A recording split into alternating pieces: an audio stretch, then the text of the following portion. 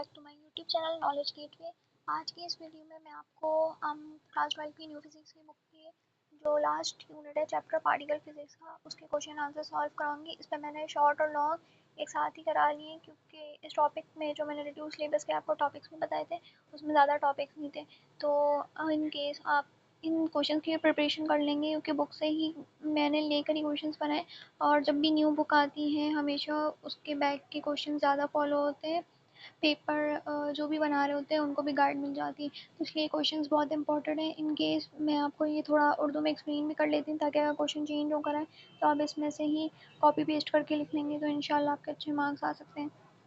तो let's start with the first question जो important है, जो क्वेश्चन ज़्यादा इंपॉर्टेंट है मैंने उनके साथ लिख लिए है। तो फर्स्ट क्वेश्चन क्वार्क के बारे में है, क्वार्क के टॉपिक से। तो उसमें पूछ रहे explain the colour change in quark and in its significance in standard model है, सॉरी स्टैंडर्ड मॉडल था। And strong nuclear force, how does the combination of quarks contribute to the colour neutral nature of protons and neutrons. तो ये question important है क्योंकि बार बार मेरे हिसाब से तो ये ज़्यादा इम्पोर्टेंट है, बार बार इसके न्यूमेरिकल सॉरी एमसीक्यू में भी आया हुआ है और शॉर्ट क्वेश्चंस में एक दो बार ये क्वार्क आया हुआ है। तो आप इसकी अच्छे से प्रिपरेशन कर लें, जिसमें मैंने कलर चार्ज की पहले डेफिनेशन लिखाई है that electric charge come only in one type positive with is opposite negative.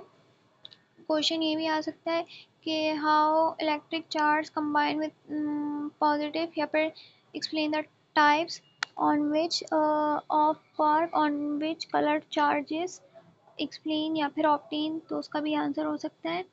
अच्छा, इलेक्ट्रिक चार्ज की एक टाइप होती है पॉजिटिव जो नेगेटिव चार्ज के साथ बनती है, लेकिन स्ट्रॉन्ग चार्ज जो होता है उसकी थ्री टाइप्स है, रेड ग्रीन और ब्लू, स्ट्रॉन्ग न्यूक्लियर फोर्स के साथ।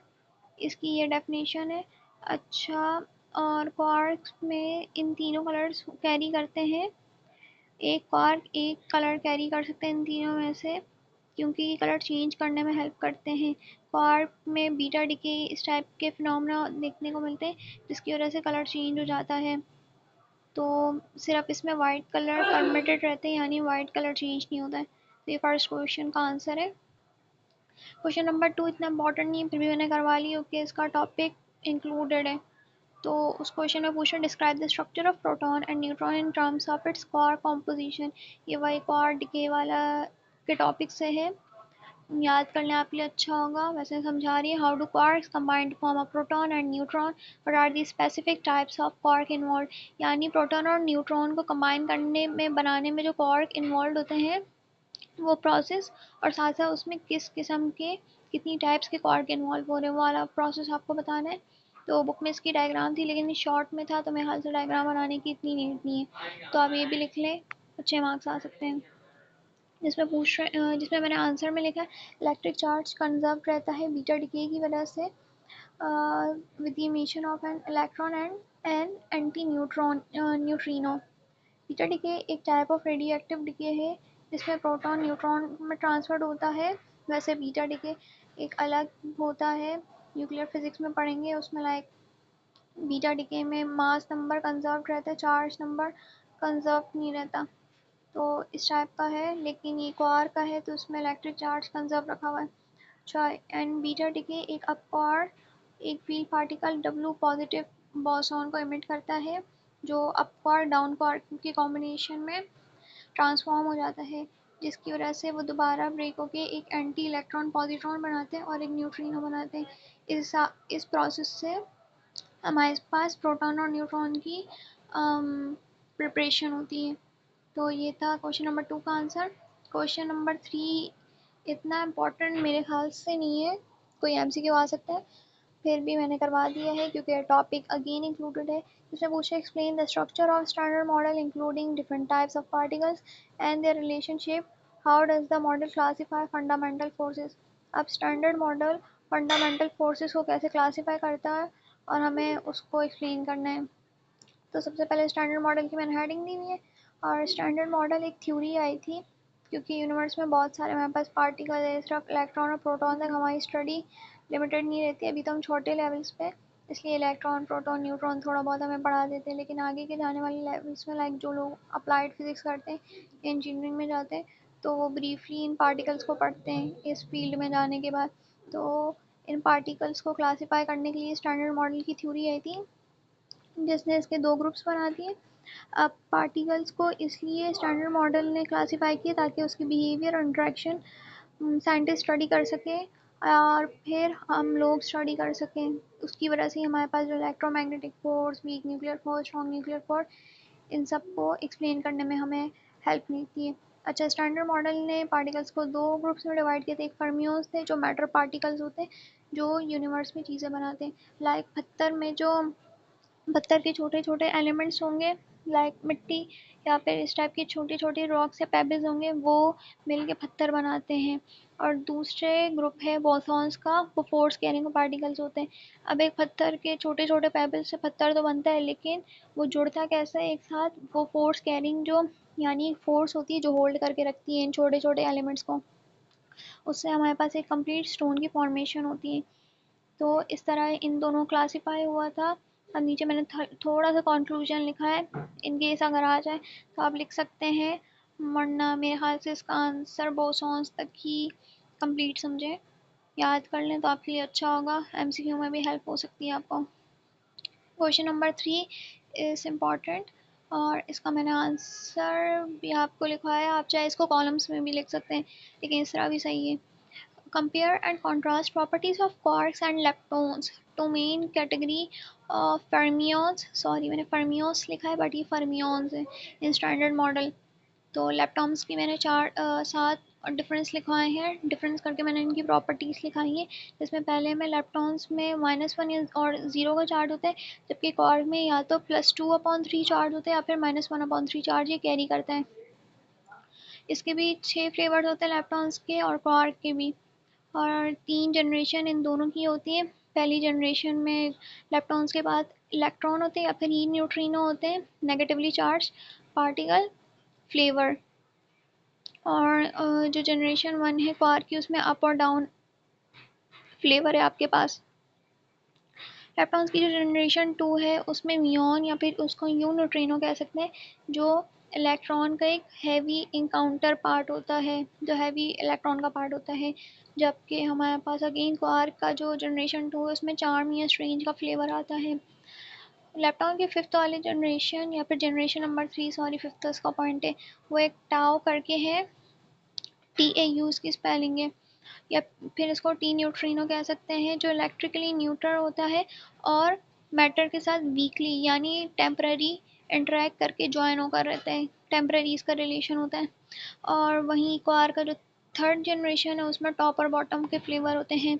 अब 6 में एग्जिस्टेंस है, लेप्टॉन्स कभी भी ओन नहीं है, आई एम सॉरी, ये अलोन है, आई एम रियली सॉरी,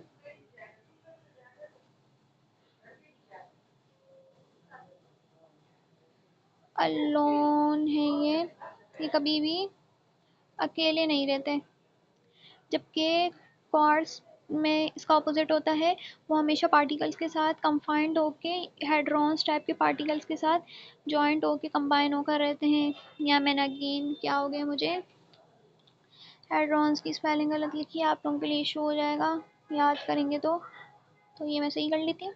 अच्छा, अब जो सेवन्थ वाला पॉइंट है इंट्रैक्शन का, 7 डिफरेंस इंट्रैक्शन के बारे में। क्वार्क में वीक इंट्रैक्शन होती है या फिर इलेक्ट्रोमैग्नेटिक फोर्स में इंट्रैक्ट करते हैं, इनके पास कोई भी स्ट्रॉन्ग फोर्स नहीं होती इंट्रैक्ट करने के लिए। जबकि दूसरी साइड पर क्वार्क हमेशा स्ट्रॉन्ग न्यूक्लियर फोर्स के साथ इंटरेक्ट करता है, या फिर साथ साथ ही वीक न्यूक्लियर फोर्स के साथ करते हैं। वीक न्यूक्लियर फोर्स की बात आएगी तो बीटा डीके होगा, और स्ट्रॉन्ग की आएगी तो वो ग्लियॉन्स करेंगे। तो ये क्वेश्चन मेरे ख्याल से तो इस साल के लिए बहुत इंपॉर्टेंट है, इसकी आप अच्छे से प्रैक्टिस कर लें, याद कर लें आप। अच्छा, अब नेक्स्ट क्वेश्चन है, define term leptons and provide example of leptons and explain the fundamental properties and role in standard model of particle physics. ये छोटे छोटे क्वेश्चंस मैंने इसलिए लिए गए हैं क्योंकि पिछले सालों में ये सब इंक्लूडेड नहीं था। जो लास्ट बुक थी उसमें अगर इस चैप्टर से एक क्वेश्चन आता था सिर्फ दो नोट्स आते थे, एक वीगर मोलर चैम्बर और एक विल्सन क्लाउड चैम्बर का, लेकिन वो दोनों मेन टॉपिक से हटा दिए, तो इनमें से शायद ये पार्ट्स लग के आ जाए लॉन्ग के, वरना अगर वो दो टॉपिक्स होते तो मैं आराम से कहती कि इस साल गिलगल म्यूलर का चैम्बर आ सकता था आपके साथ लॉन्ग में लग के। ये उस चैप्टर से लास्ट चैप्टर से हमेशा पुरानी फिजिक्स की बुक से वही दो टॉपिक्स आते थे और कुछ भी नहीं आता था, ज़्यादा ज़्यादा एमसीक्यू आता था, फिर भी मैंने आपको ये करा दिए। तो लेप्टॉन्स की पहले मैंने डेफिनेशन लिखाई है। लेप्टॉन स्टेबल एलिमेंट्री पार्टिकल्स होते हैं जो फर्मियंस के ग्रुप का होता है, ऊपर जो कार्क्स है वो भी फर्मियंस के ग्रुप से ही बिलोंग करते हैं। अच्छा, ये दूसरे पार्टिकल से नहीं मिलते और इनके पास फंडामेंटल फोर्सेस नहीं होती, और ये मैंने पहले ही बताया था लेप्टॉन्स अलोन होते हैं, और साथ ही साथ ये वीक फोर्सेस से इंटरेक्ट करते हैं या फिर इलेक्ट्रोमैग्नेटिक फोर्स से करते हैं। अब इसके 6 फ्लेवर्स होते हैं, अगेन 3 जनरेशन में डिवाइड है, और तीनों के मैंने नाम लिख लिए, साथ साथ प्रॉपर्टीज़ भी साथ ही लिखी, न्यूट्रिनो बाद उसकी भी प्रॉपर्टी मैंने लिखी, तो ये आप पढ़ लें। और अगेन इम्पॉर्टेंट क्वेश्चन एक आया है, describe in detail all fundamental forces and their associated field particle, what is boson and why are boson referred to as field particle. ये क्वेश्चन इसलिए इम्पॉर्टेंट है क्योंकि ये आपको एक बहुत ही वास्ट टॉपिक दिया हुआ है बुक में, और सेकेंडली ये बिल्कुल ही न्यू टॉपिक है, तो चांसेस है कि आ जाए। अच्छा, फंडामेंटल फोर्सेस वो फोर्सेस होती हैं जो एलिमेंट्री पार्टिकल्स को होल्ड करके रखती है, वही मैंने पीछे ही बताया है कि वो फोर्स बोसॉन्स वो फंडामेंटल फोर्स कैरी करते थे, और ये वही फंडामेंटल फोर्सेस किसी भी एलिमेंट को ज्वाइन करके एक पार्टिकल बना लेती है पूरा। अब फील्ड पार्टिकल्स क्या होते हैं, जो जिनकी हेल्प से ये फोर्सेस क्या नाम है उन चीज़ों को ज्वाइन करके रहती है। आप स्टैंडर्ड मॉडल ने की वजह से ने डिस्क्राइब किया था कि बोसॉन फील्ड पार्टिकल्स होते हैं क्योंकि ये फोर्स फील्ड क्योंकि लिंक होते हैं फोर्स फील्ड पार्टिकल्स की वजह से। अब साइंटिस्ट ने ग्रुप्स दिए, क्वेश्चन में ग्रुप्स भी आपसे पूछे, तो 4 ग्रुप्स हैं फोर्सेस के। पहला ग्रेविटेशनल फोर्स है, सबसे वीकेस्ट फोर्स होती है ग्रेविटेशनल फोर्स, लेकिन लॉन्ग डिस्टेंस पे करती है, यानी प्लैनेट्स के बीच में करती है। प्लैनेट्स के बीच में ये अट्रैक्ट करती है और हमें ज़मीन से ग्रेविटी की वजह से जोड़ के रखती है। अब इसका फील्ड पार्टिकल ग्रेविटोन है, जो ग्रेविटी की हेल्प से क्या नाम है हम पर एक्ट कर रही है, जिसकी वजह से हम ज़मीन पर टिके हुए हैं, यानी हम आसमान में नहीं उड़ रहे हैं एस्ट्रोनॉट की तरह जो कार्टून्स और मूवीज़ में दिखाते हैं। सेकेंड फोर्स है fundamental force, weak nuclear force, और ये रेडियो एक्टिव डिके के लिए इम्पॉर्टेंट होती है, और इसमें क्या नाम है बीटा डिके इसकी एग्जांपल्स में आता है। अब इसके फील्ड पार्टिकल 3 हैं, एक डब्ल्यू पॉजिटिव, डब्ल्यू और जेड बोसॉन, ये तीनों बोसॉन की टाइप्स हैं बोसॉन की, और ये शॉर्ट लाइफ होते हैं, और ये शॉर्ट डिस्टेंस पे बीटा डिके की वजह से फोर्स कैरी करते हैं। थर्ड फोर्स है इलेक्ट्रोमैग्नेटिक फोर्स, ये क्या नाम है ये भी चार्ज पार्टिकल के बीच में अट्रैक्ट करती है, like radio waves microwaves electromagnetic force की एग्जांपल में आ जाती हैं। अच्छा, अब इसमें इलेक्ट्रिक और मैग्नेटिक फोर्स के कॉम्बिनेशन से बनती है, इसलिए इनको इलेक्ट्रोमैग्नेटिक फोर्स कहते हैं, और ये स्ट्रॉन्ग होती है ग्रेविटेशनल फोर्स से भी और वीक न्यूक्लियर फोर्स से भी। ये भी लॉन्ग रेंज फोर्स होती है ग्रेविटेशनल फोर्स के मुकाबले में, मतलब ये दोनों ग्रेविटेशनल फोर्स और इलेक्ट्रोमैग्नेटिक फोर्स दोनों लॉन्ग रेंज फोर्स हैं। अब इसके फील्ड पार्टिकल्स होते हैं फोटोन, और थोड़ा सा मैंने बता दिया है कि फोटोन मास लेस है क्योंकि लॉन्ग क्वेश्चन में आ सकता है। फोर्थ फोर्स है स्ट्रॉन्ग न्यूक्लियर फोर्स, एक वीक न्यूक्लियर फोर्स पीछे मैंने बता दिया। भी स्ट्रॉन्ग न्यूक्लियर फोर्स वो होती है जो प्रोटॉन और न्यूट्रॉन को क्वार के साथ बाइंड करके रखती है, और इसकी एग्जांपल्स में आते हैं ग्लियॉन्स जो क्वार्स के बीच में फोर्स को क्या नाम है प्रेजेंट करते हैं। अब नीचे मैंने बोसॉन की डेफिनेशन थोड़ी सी ली क्वेश्चन में पूछी थी, और बस यहीं तक ये क्वेश्चन है, बाकी मैंने ये वाला बोसॉन वाला रीज़न भी पहले ही बता दिए।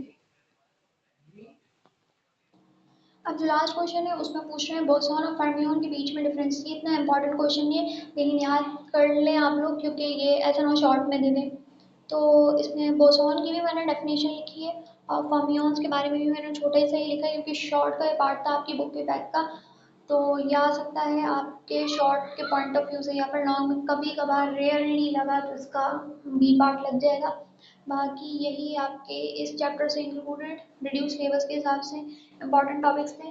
मैं वीडियो की डिस्क्रिप्शन में आपको लिंक शेयर कर देती हूँ ताकि आप लोग ये आराम से घर में याद कर सकें। और आई होप आप लोगों के भी इंशाल्लाह इस साल बहुत अच्छे मार्क्स आए।